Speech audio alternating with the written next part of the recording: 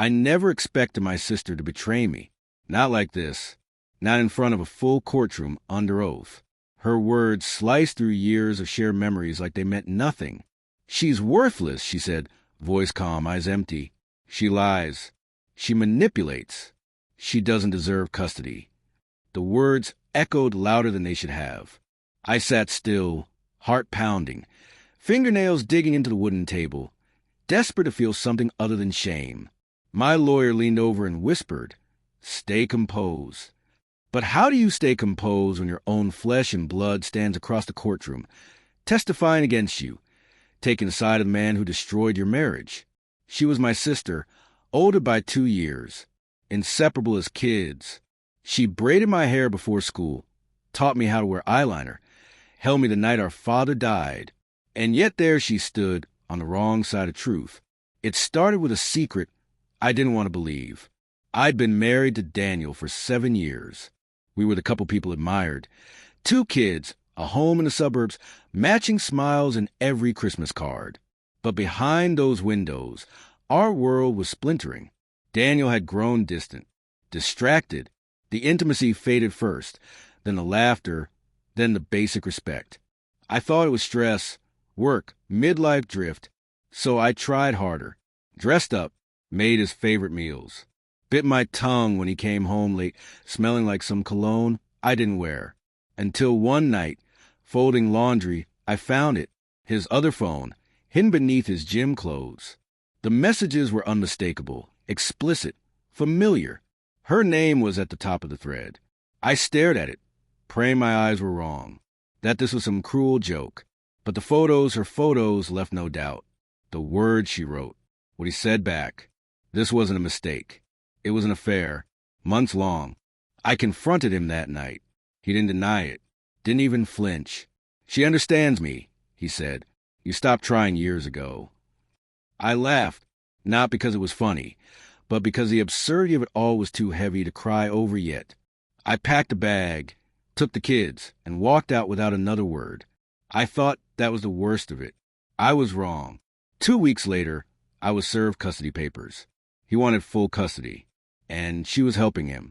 That's how I ended up in court, fighting for my children, for the life I built, facing 2 people who had already stabbed me through the heart. My sister's betrayal was calculated. Her testimony painted me as unstable. She referenced my therapy sessions after postpartum depression, something I had trusted her with. She called them emotional breakdowns. She mentioned a bottle of wine I drank once during a bad week, implying I was an alcoholic. Every weakness I confided in her. Every crack she had once helped soothe, now used as ammunition. "She's not fit to raise those children," she told the court, voice smooth. "She needs help, not custody." I bit my tongue so hard it bled. When it was my turn to speak, I stood. My legs trembled. My voice shook. But I looked at the judge and told the truth. I told him about the marriage, the affair, how I found out. I admitted to the therapy, the anxiety, the exhaustion.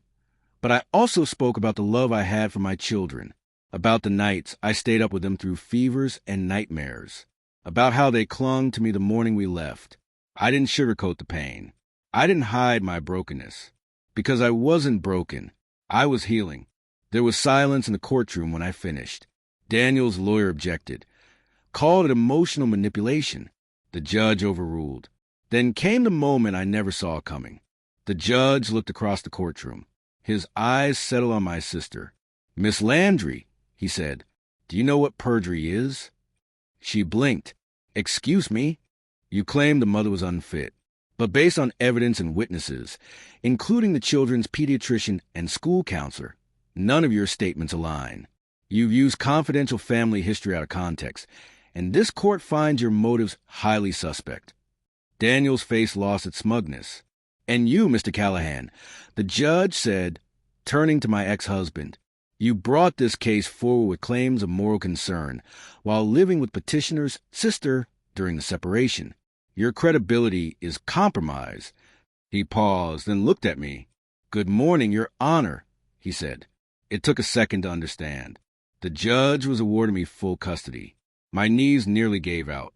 Tears welled up, but I held them back. My children's faces filled my mind. Safe, protected, home. My sister stormed out before the gavel hit. It's been 8 months. I haven't spoken to her since. Daniel moved to another state. He sees the kids occasionally, supervised as per the court's order. My children are doing better. I'm doing better.